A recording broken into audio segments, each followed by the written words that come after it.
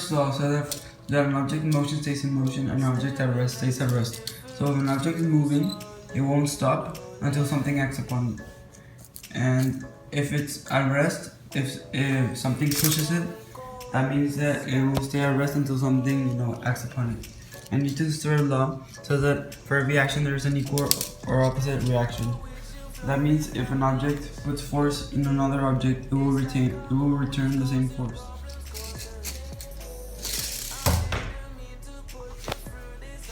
So the forces causing it to start was my hand. I pushed it, and then it stopped because of the door. This means that for Newton's first law, it says that an object in rest stays at rest, but I pushed it, so it wasn't at rest anymore. And an object in motion stays in motion, and you couldn't stay in motion because the door stopped it.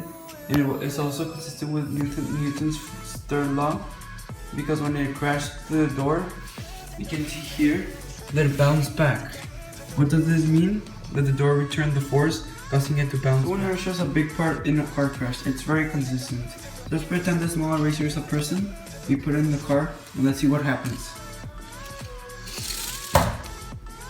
So here, the eraser went flying off because nothing stopped it, and inertia was here.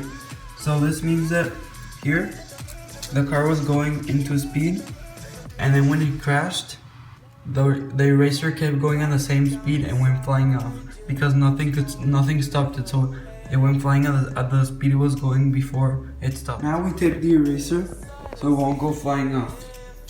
It will prevent it from going flying off because of inertia. Now let's see what happens.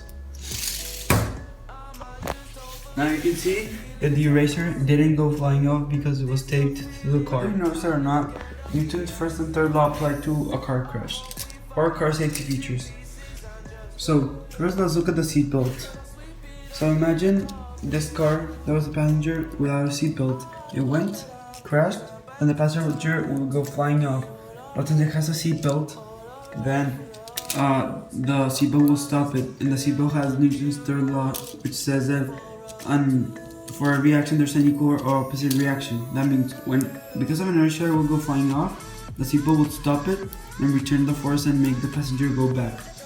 Also, imagine with an airbag, it absorbs the force and stops the passenger from flying off. And Newton's first law is also here because an object in motion stays in motion.